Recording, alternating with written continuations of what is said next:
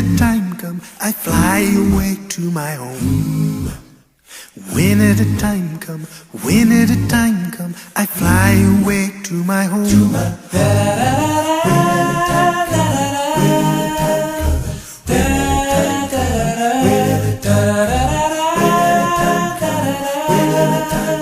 I fly away to my home. Yes. Maybe the morning, maybe the evening, I fly away to my home. Maybe the noonday, but soon I'll be leaving. I fly away to my home.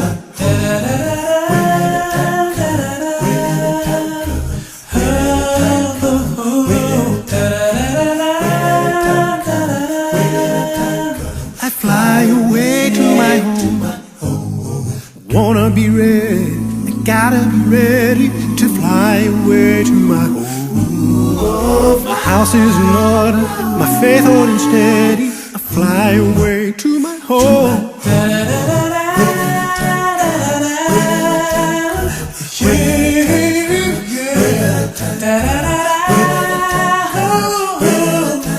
Oh, I'll fly away to my home.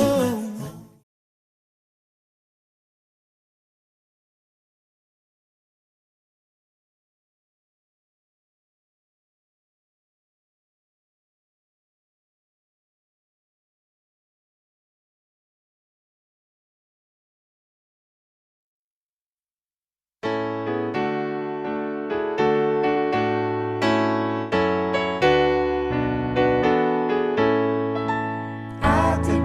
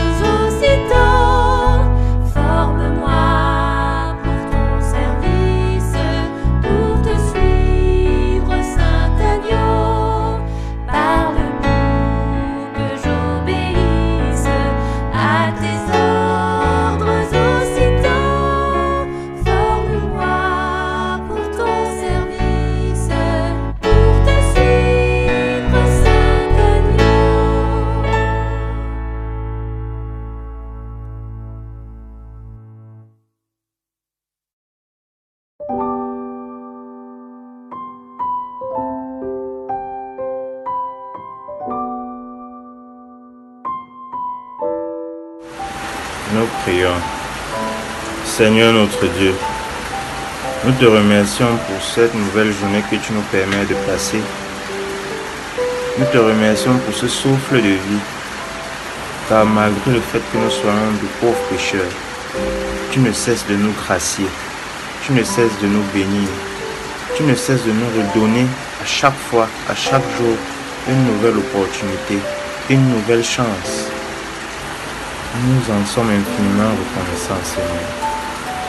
Nous voulons également te prier de nous pardonner pour toutes ces fois où nous avons failli, pour toutes ces fois où notre foi a perdu sa flamme, pour toutes ces fois où notre foi a faibli, car tu es le seul recours, tu es le seul espoir, c'est toi notre bouclier. Merci Seigneur, car tu nous maintiens toujours, tu nous maintiens en éveil. C'est pourquoi en ce moment de partage que nous nous apprêtons à suivre, nous voulons te prier de guider celui-là même qui sera porteur de ce message, de guider celui-là même qui sera porteur de cette bonne nouvelle, que ce message puisse être bien compris, que son message puisse être bien entendu et que nous puissions également les mettre en pratique, car c'est aussi ça la vie d'un chrétien, pouvoir écouter, comprendre et pratiquer, Seigneur, c'est extrêmement important. En ce moment où nous nous apprêtons à partager ce moment divin, ce moment exceptionnel de prière, que nous soyons à l'écoute, que nous soyons ouverts, que nous soyons disposés à les implémenter, à les pratiquer. C'est au nom de Jésus-Christ, ton Fils, notre Seigneur et notre Dieu, que nous t'avons prié. Amen.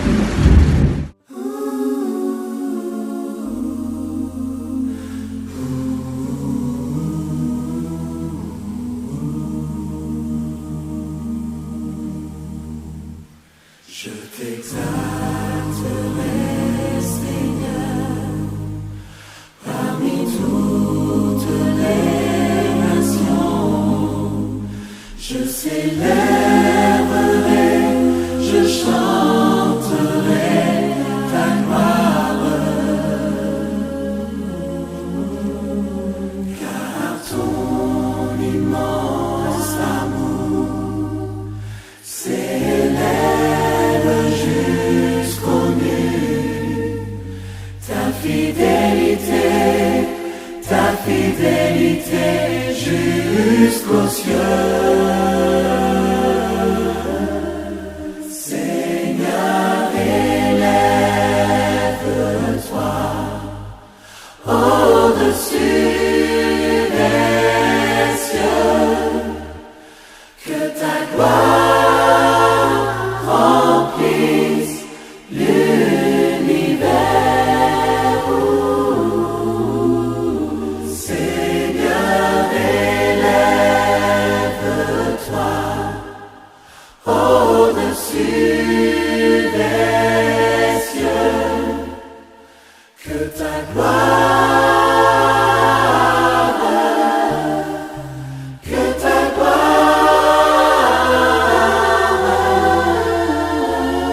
ta gloire remplisse l'univers.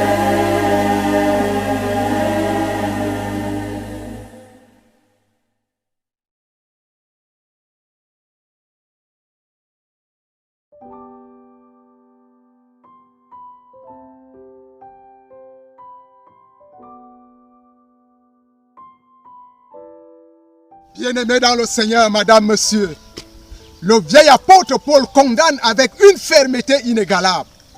Il condamne avec une rigueur absolue un fléau que nous allons découvrir, que je m'en vais vous faire part en lisant dans le livre de Galates, le chapitre 5, à partir du verset 17 jusqu'au verset 21. Il dit, si vous êtes conduits par l'Esprit, vous n'êtes point sous la loi. Or, les œuvres de la chair sont manifestes. Ce sont l'impudicité, l'impureté, la dissolution, les jalousies, les animosités, les disputes, les divisions, les sectes, l'envie, l'ivrognerie, les excès de table et les choses semblables. Je vous dis d'avance, comme je l'ai déjà dit, que ceux qui commettent de telles choses n'hériteront point le royaume des cieux. nous allons retenir parmi les fléaux cités par le vieil apôtre, le fléau concernant les jalousies. Les jalousies sont mortelles, les jalousies sont criminelles. Les jalousies ont enterré des milliers de personnes précocement dans les tombes. Omar Dankali était un jeune commerçant prospère dans une capitale économique dans un pays de l'Afrique de l'Ouest.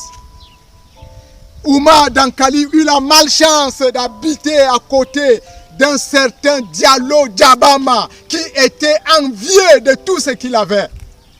Diallo Djabama enviait tout ce que Omar Dankali pouvait avoir. Omar Dankali, ayant aperçu cette veine qui s'ouvrait chaque jour dans le cœur de celui qui était son voisin, décida de déménager et d'aller habiter dans une autre ville.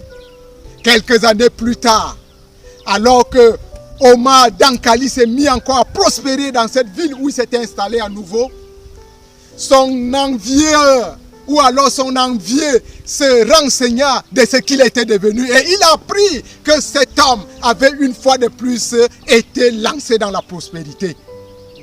Et comme il était dans les saignées de jalousie dans son cœur, comme il avait envié à l'essai ce que son voisin était devenu et ce que son voisin avait, il décida de voyager jusqu'à dans la ville où se retrouvait désormais Omar Dankali.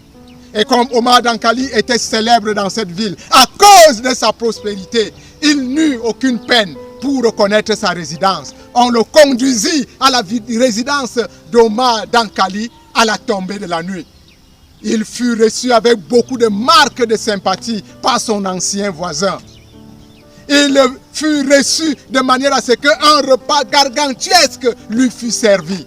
Au moment de prendre congé de son ancien voisin, Omar Dankali s'est mis à l'accompagner au portail pour que celui-ci prisse un taxi qui pouvait l'accompagner une fois de plus à l'agence pour retourner dans sa ville.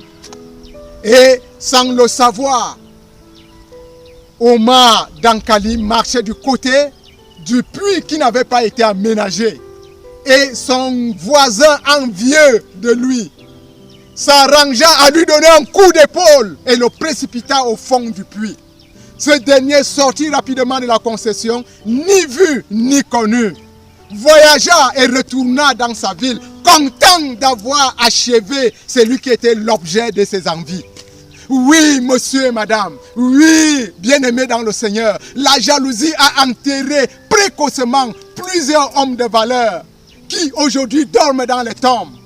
La jalousie est un fléau qui rampe. Il y a jalousie entre frères et sœurs. Il y a jalousie entre sœurs et sœurs. Il y a eu jalousie entre Satan et Job. Il y a eu jalousie entre Abel et Caïn. Et Caïn a tué Abel, son petit frère, à cause de la jalousie. Il y a jalousie entre un État et un autre. Il y a jalousie entre un collègue et un autre collègue. La jalousie a enterré à ce jour des millions de valeurs que nous aurions encore dû avoir l'occasion d'exploiter.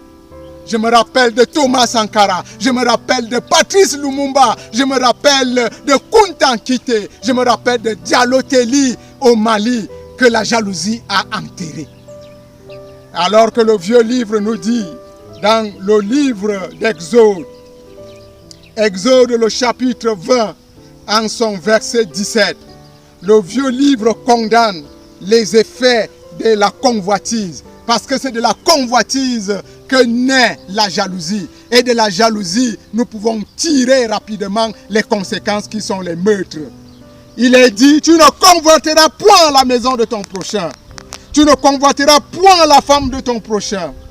Tu ne convoiteras point son serviteur, ni sa servante, ni son bœuf, ni son âne, ni aucune chose qui appartienne à ton prochain. La Bible condamne avec une fermeté inégalable les effets de la convoitise. Omar Dankali est entré au fond du puits à cause de la jalousie de ses voisins qui avaient même voyagé pour venir finir avec l'objet de son envie.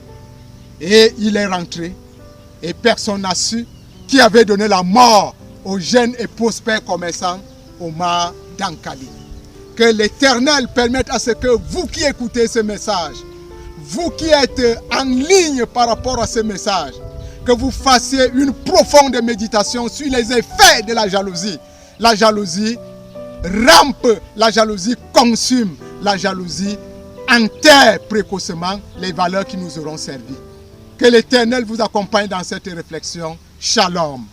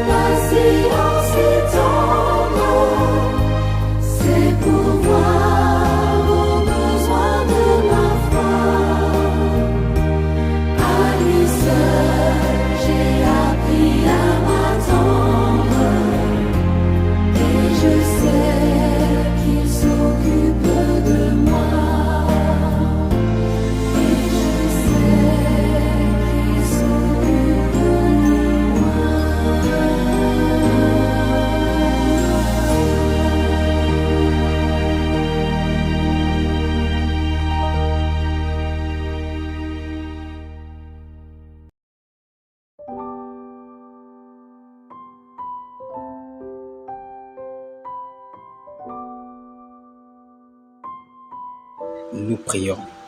Jéhovah notre Dieu, Jéhovah notre Père, honneur, majesté et louange te soient rendus du haut des cieux en ces heures sacrées. Merci pour cet enseignement, une fois de plus, dispensé à nos cœurs. Père, parce que tu désires notre changement, tu nous as enseigné sur ce que c'est que la jalousie et ses conséquences. Nous te prions de nous aider à repousser ce fruit de la chair, afin que ton Esprit Saint se saisisse de nous et nous intériorise, pour qu'en retour nous produisions les fruits de l'Esprit. Merci parce que tu vas nous aider à nous débarrasser de cette jalousie qui gangrène nos cœurs et nos vies. Au nom puissant de ton Fils Jésus, j'ai prié. Amen.